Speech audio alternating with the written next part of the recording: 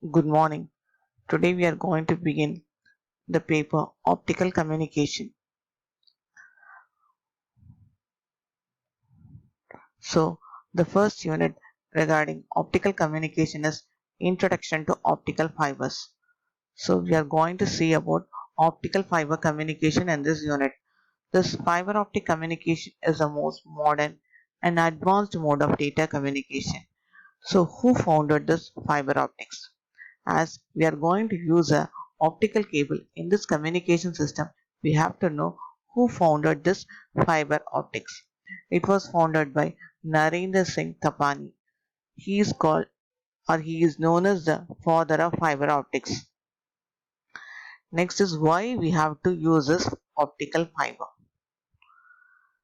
You should know what is the structure of this and what is the necessity of it, because previously various communication systems were used. So what is the significance or what is the need to use this optical fibers? Optical fibers are very thin glass fibers. They are made up of silica materials, and why it is used means it is used to carry the information. How it carries means it will be carrying the information by using light.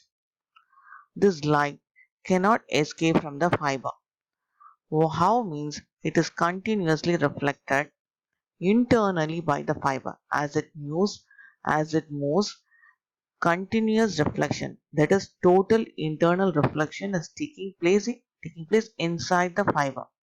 By this it is transmitted. So this is the principle behind optical fiber communication, we can say, that is total internal reflection. By this phenomenon only signals or information is carried in optical fiber. So let us now compare with microwaves and radio waves. This optical or light can carry more information because of its high frequency available. Next, it is secure because the signals are confined within the fibers. Another one thing is it is traveling with the speed of light. So this is the fastest mode of communication, we can say. Then the range of operation of it is around terahertz. So it can be operated around terahertz range of operation. What does terahertz means? 1 into 10 to the power of 12 hertz or 1 trillion hertz, we say. This slide shows the structure of the optical fiber. See, in here we are having a central region which is called as a core. The light will be traveling inside this core only. So our light is confined within this core, we see. Next to core we have a cladding. So cladding is the next region to core. As the light propagates in the core, it will be reaching the interface.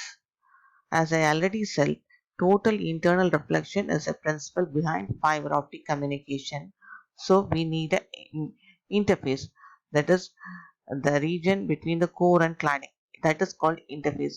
The light will be striking this interface and will be propagating. The core is made up of one material and cladding is made up of yet another different material. Next to cladding, you have a jacket. So this jacket provides a mechanical strength. The fiber should not be broken. For that purpose, we are providing this jacket. This is a simple structure of fiber optics. The second diagram, we have presented a simple optical communication system link. So we will be having a signal source. The information that is given out by the source is carried by using a copper cable.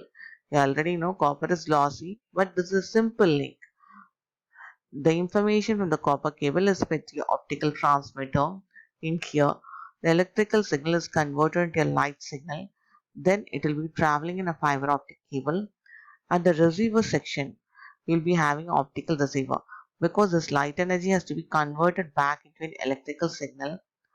Next, this electrical signal is fed to the destination or the person who is in the other end. Next, why we are going for this OFC? or optical fiber communication means it is supporting more bandwidth. That is, it is supporting in the range of terahertz. That is 1 into 10 to the power of 12 hertz.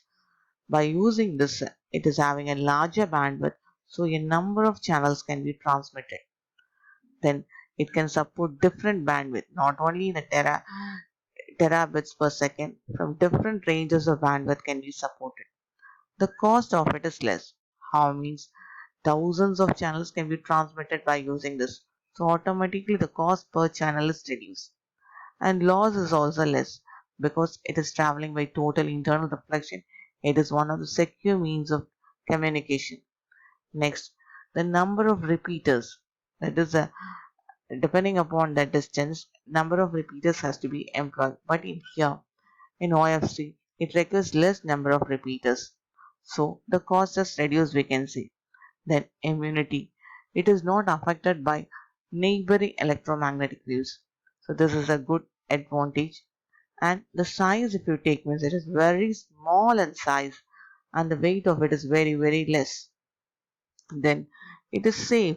This, it doesn't introduce any hazards. No shock is felt because the light is confined inside the core. So it is a better, safer mode of communication, we can say. Then once again, the security is high over all the channels. Then this diagram represents the electromagnetic spectrum in terms of lambda as well as in terms of frequency I have given. Optical fibers are operated around the terahertz range.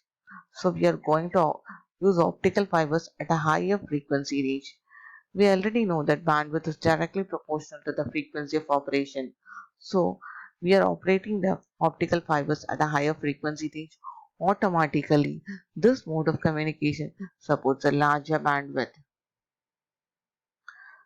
This is a general diagram of communication system. So in here, you are having an information source, a transmitter. Inside the transmitter, and modulator will be present to convert it at different frequency range. Next, the transmission medium. It can be a copper cable, it can be air, or anything else. Next, the receiver. In the receiver portion, you'll be having a demodulator to once again get back the transmitted signal and it will be fed to the destination. This is the common communication system. Next, particularly optical fiber communication system, if you take, means will be having an information source that is converted into electrical. That is a what you speak. That is a low frequency signal is fed. Then it is converted as electrical signal.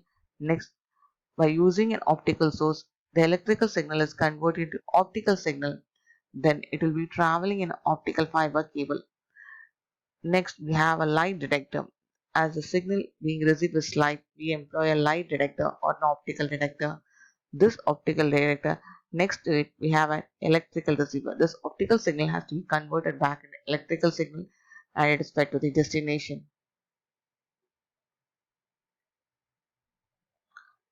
Then, what happens to light when it strikes the surface?